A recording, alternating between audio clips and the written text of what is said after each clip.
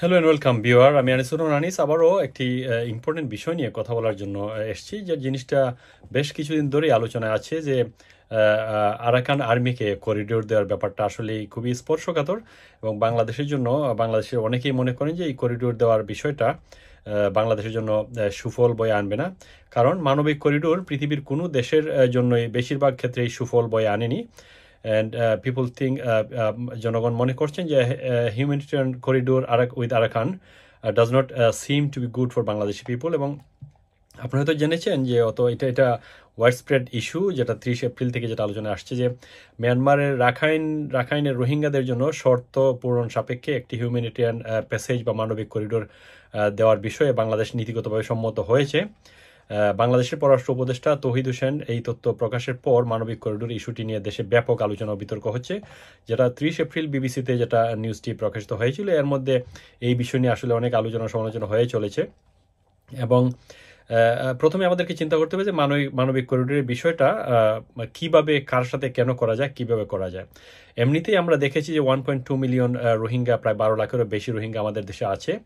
এবং করিডোর বিষয়ে সরকারের এমন দৃষ্টিভঙ্গি নিয়ে আসলে উদ্বেগ প্রকাশ করে ব্যাখ্যা দাবি করেছে বাংলাদেশের বিভিন্ন রাজনৈতিক দল, বিএনপি, জামাত সহ অনেকে।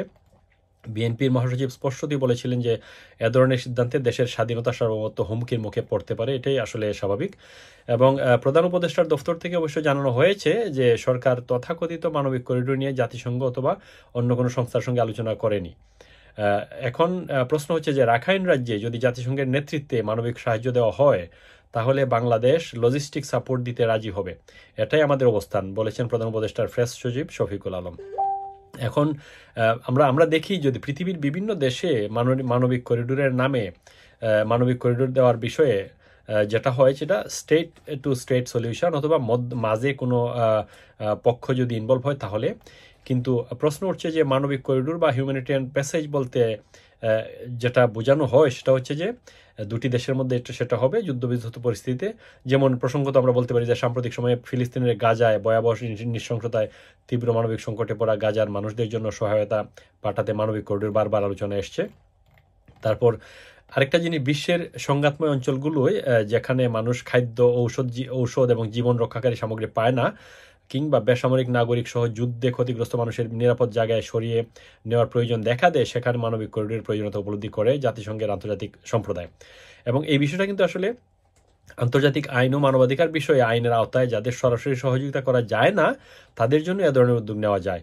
বিশ্বের যেসব জায়গায় এমন মানবিক করিডোর হয়েছে তার কোনোটি বিবদমান পক্ষগুলোর স্বতঃস্ফূর্ত আলোচনার মাধ্যমে, আবার কোনোটি তৃতীয় পক্ষ বিশেষ করে জাতিসংঘের মধ্যস্থতায় হয়েছে। বাংলাদেশের প্রেক্ষাপটে যে ব্যাপারটা সেটা হলো বাংলাদেশের বর্তমান সরকার যেটা চেষ্টা করছেন যে আরাকান আর্মির সাথে মায়ানমারের সাথে আরাকান আর্মির সাথে করিডোর যেটা করার চিন্তা করছেন। কিন্তু আরাকান আর্মি তো একটা রাষ্ট্র না, আরাকান আর্মি একটা রেভলিউশনারি গ্রুপ এবং তারা যে মায়ানমার সরকারের বিরুদ্ধে একটা গ্রুপ তারা। এবং আপনি যখন ওই একটি স্পেসিফিক রাইবেল গ্রুপ যারা দেশের বিরুদ্ধে আন্দোলন করছে, আমরা বলতে পারি যে মায়ানমারের আরাকান আর্মি স্বাধীনতার জন্য তো কাজ করছে অথবা তাদের জন্য কাজ করছে। কিন্তু আপনি যখন আরাকান আর্মি তো একটা রেকগনাইজ স্টেট না, রেকগনাইজ স্টেট হচ্ছে মায়ানমার। এখন বাংলাদেশ সরকার কি মায়ানমারের সাথে আলোচনা করবে না বিদ্রোহী গ্রুপ আরাকানের সাথে আলোচনা করবে? এখন এমনিতেই আমরা 12 লাখেরও বেশি আমরা দেখেছি ইদানিং গত 7-8 মাসে আরও প্রায় 1.5 লাখের মতো রোহিঙ্গা শরণার্থী বাংলাদেশে এসছে। এবং এই বোঝা সামলাতে আসলে আমাদেরকে হিমশিম খেতে হচ্ছে।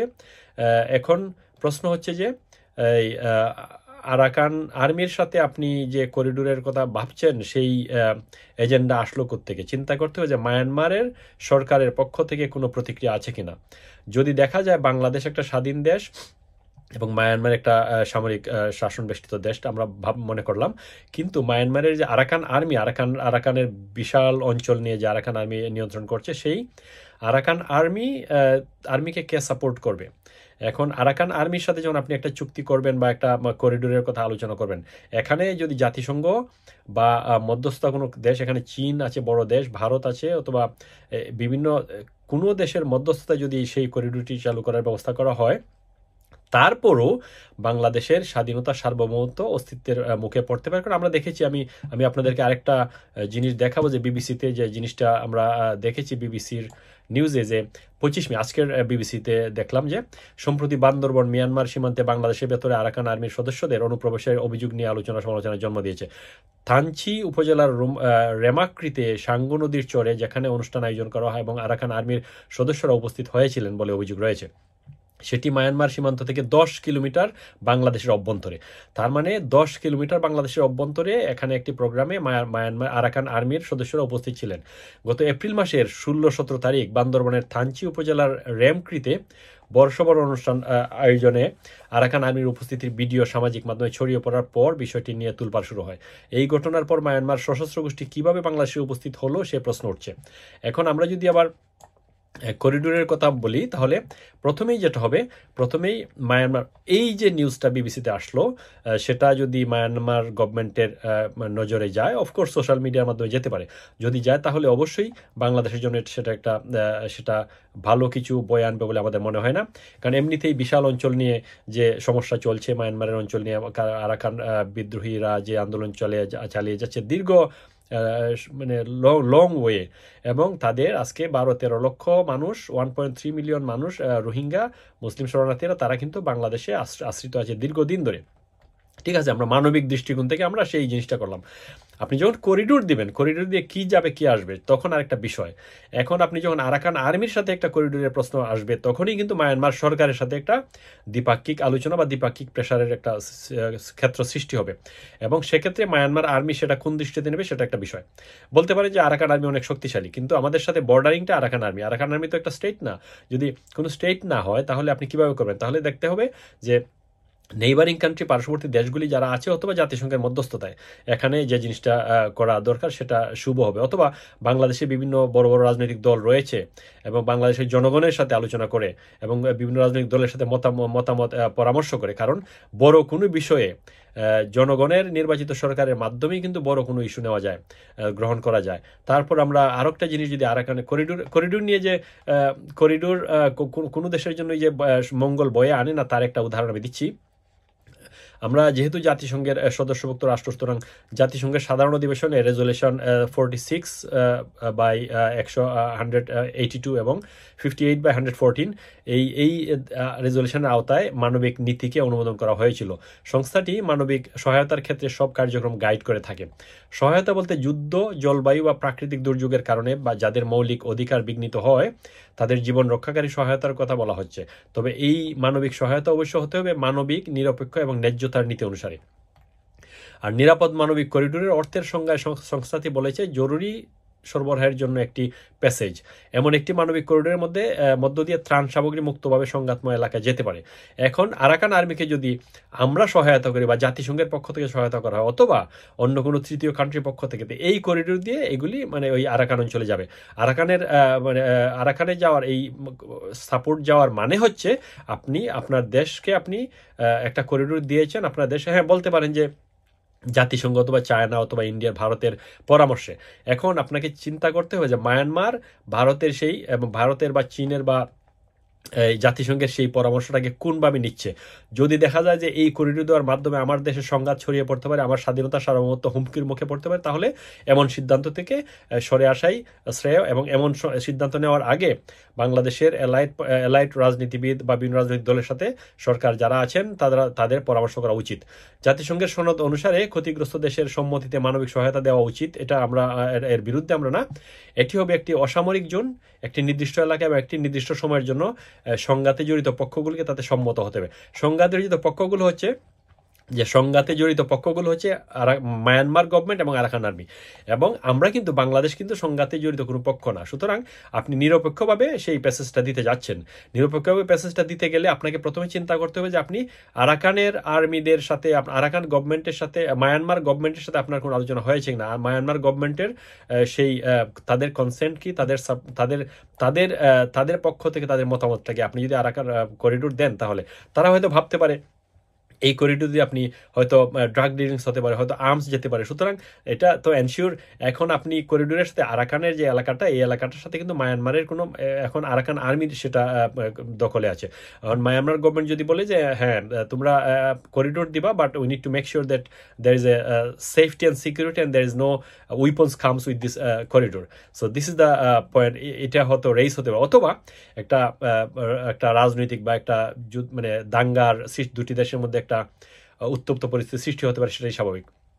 এবং রেড ক্রস মানবিক করিডোরের যে সংজ্ঞা দিয়েছে তাতে বলা হয় একটি নির্দিষ্ট ভৌগোলিক এলাকায় সশস্ত্র সংঘাতে লিপ্ত পক্ষগুলোর সমঝোতার ভিত্তিতে একটি নির্দিষ্ট সময়ের জন্য অনুমোদন করা নিরাপদ প্যাসেজ। এবং এই জিনিসটা জাতিসংঘের বা রেড ক্রসের যে সেফ করিডোরের যে ডেফিনেশন, সেই ডেফিনেশনকে যেতে হলে বাংলাদেশকে কোনো সিদ্ধান্ত নেওয়ার আগে মায়ানমারের সাথে আলোচনা করতে হবে, otherwise there will be conflict within the two countries. এবং বেসামরিক নাগরিকদের সংঘাতময় এলাকা ত্যাগ করা, মানবিক সহায়তা সামগ্রী আনা বা নেওয়া কিংবা আহত, অসুস্থ বা নিহতদের সরানোর জন্য এটি ব্যবহার করার অনুমোদন দেওয়া যেতে পারে, কিন্তু দুটি দেশের মধ্যে আলোচনার ভিত্তিতে। এখন আমরা যদি মনে করি অনেক ক্ষেত্রে বিবাদমান পক্ষগুলোকে রাজি করাতে না পারলে জাতিসংঘ বা আন্তর্জাতিক সম্প্রদায় অনেক সময় এমন প্যাসেজ বানায় যেখানে বিবাদমান সব পক্ষকে সরিয়ে জাতিসংঘ না শান্তিরক্ষী মিশনের মাধ্যমে মানবিক সহায়তা দেওয়া হতে পারে। আমি যেটা আগে বললাম যে চায়না বা ভারত বা মানে জাতিসংঘের মধ্যস্থতায় সেটা হতে পারে এবং তাদের তাদের সংস্থাগুলি কাজ করে যদি, তাহলে কিন্তু মেক শিওর করতে হবে যে আমার দেশে যেন সার্বভৌমত্ব মানে কোনো হুমকির মুখে না পড়ে। এবং একটা জিনিস যদি আমরা বলি, মানবিক করিডোরে কিন্তু অনেক ঝুঁকি রয়েছে, যেটা যেসব দেশে পৃথিবীর যেসব দেশে মানবিক করিডোর পরিচালিত হয়েছে এমন অনেক জায়গাতেই অভিজ্ঞতা ভালো হয়নি, বেশিরভাগ ক্ষেত্রেই সেটা খারাপ হয়েছে। অনেক জায়গায় নিরাপত্তা ঝুঁকি তৈরি করেছে, শান্তিরক্ষা বাহিনী মোতায়েন হয়নি, এমন জায়গায় বিবদমান কোনো পক্ষ এই প্যাসেজ আক্রমণ করার নজির আছে। এমনকি অনেক জায়গায় মানবিক করিডোরে হামলায় সিভিলিয়ানদের মৃত্যুর ঘটনা ঘটেছে, আবার কোনো জায়গায় এমন করিডোরে থাকা সেতু উড়িয়ে দেওয়ার ঘটনা ঘটেছে। বিবিসি বাংলাকে অনেক বিজ্ঞজনরা বলেছেন, বিবিসি বাংলায় নিউজটি করার সময় অনেক তথ্য উপত্য ঘেটে তারা বের করেছে, এবং রাজনৈতিক ও সামরিক অপব্যবহারের ঝুঁকি থাকে সেক্ষেত্রে। এবং অনেক সময় দেখা যায় আবার অস্ত্র পাচার, দখলকারী এলাকায় জ্বালানি চোরাচালান এবং আরও বিভিন্ন চোরাচালানি ঘটনা ঘটে থাকে। এইসব ক্ষেত্রে করিডোর ব্যবহৃত হওয়ার আশঙ্কা অনেক সময় থাকে। এবং আরেকটা জিনিস যদি আমরা বলি যে মানে কোনো ক্ষেত্রে মানবিক করিডোরে নতুন কিছু নেই, বিশেষজ্ঞরা বলছেন যে একটি নতুন কিছু নেই, এটা আসলে পুরনো জিনিস, বিভিন্ন সময় এটা হয়ে থাকে।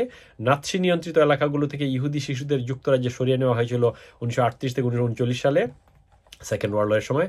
এবং নিরাপত্তা পরিষদের নেওয়া প্রস্তাবের ভিত্তিতে বসনিয়া সারায়েভোতে 1992 থেকে 95 সালে এবং 2018 সালে সিরিয়ার গৌতা থেকে বেসামরিক লোকজনকে সরিয়ে নেওয়ার জন্য মানবিক করিডোর প্রতিষ্ঠা করা হয়েছিল। প্রথম আর্মেনীয় এবং আজারবাইজান যুদ্ধের সময় 1989 সালে লাচিন করিডোর স্থাপিত হলেও সেটি 2 বছরের মধ্যেই বন্ধ করে দিয়েছিল আজারবাইজান সরকার। আবার 1993 সালে নিরাপত্তা পরিষদের এক প্রস্তাবের মাধ্যমে সেব্রেনিৎসা ছিটমহলকে নিরাপদ এলাকা হিসেবে ঘোষণা করা হয়। পরে ওই বছরে আরেক প্রস্তাবের মাধ্যমে সারায়েভো, জাপা, গুরাজেদ, তুজলা ও বিহাজকে এর অন্তর্গত করে মোট 6টি মানবিক করিডোর প্রতিষ্ঠার ঘোষণা দেওয়া হয়েছিল। কিন্তু নিরাপদ এলাকাগুলোকে কিভাবে সুরক্ষিত রাখা হবে তার কোনো রূপরেখা ছিল না, ফলে পরে পরিস্থিতি আরো জটিল হয়। 1995 সালে সেব্রেনিৎসায় গণহত্যার পরিস্থিতি তৈরি হয়। এটি ইউরোপের ভয়াবহ একটি নৃশংসতার চিত্র। আবার অনেক জায়গায় এ ধরনের মানবিক করিডোর প্রতিষ্ঠার চেষ্টা ব্যর্থ হয়েছে। ইয়েমেনে চলমান যুদ্ধের মধ্যে বারবার এমন করিডোর আহ্বান জানিয়েও সফল হওয়া যায়নি। আফ্রিকার কঙ্গোয় 2008 সালে রাষ্ট্রীয় বাহিনী এবং জেনারেল লরেন্ট নকুডার নেতৃত্বে মিলেশিয়া বাহিনীর মধ্যে সশস্ত্র দাঙ্গা চরম আকার ধারণ করলেও জাতিসংঘের প্রস্তাবে গুমা অঞ্চলে একটি মানবিক করিডোর খোলার ব্যবস্থা করা হয়, কিন্তু সেটি শেষ পর্যন্ত সামরিক নানা বিষয় জড়িয়ে সংকটে পড়ে যায়। জাতিসংঘ নিজেও অনেক সময় অসহায় থাকে, বৃহৎ শক্তিগুলো যা চায় তার বাইরে যাওয়ার সামর্থ্য থাকে না, যে কারণে অনেক জায়গায় মানবিক করিডোর প্রয়োজন হলেও করা যায়নি। আবার অনেক জায়গায় করিডোর হলেও সেটি টেকসই ও কার্যকর হয়নি। এবং মানবিক করিডোরের এই জটিলতাগুলি আসলে ইম্পর্টেন্ট, এবং আমাদেরকে চিন্তা করতে হবে যে যদি বাংলাদেশ কোনো মানবিক করিডোর করে ইউক্রেনের যেমন 2022 সালের মার্চে ইউক্রেন এবং রাশিয়ার কর্মকর্তারা একটি মানবিক করিডোরের বিষয়ে সম্মত হয়েছিলেন, যার লক্ষ্য ছিল সংঘাতময় এলাকা থেকে বেসামরিক নাগরিকদের সরে যেতে সহায়তা করা। কিন্তু বাস্তবতা দেখা গেল মানবিক করিডোরের সংখ্যা ছিল সীমিত, আবার কোনো সময় করিডোর ব্যবহার করা যাবে এমন তথ্যগুলো আসছিল না শেষ সময়ে।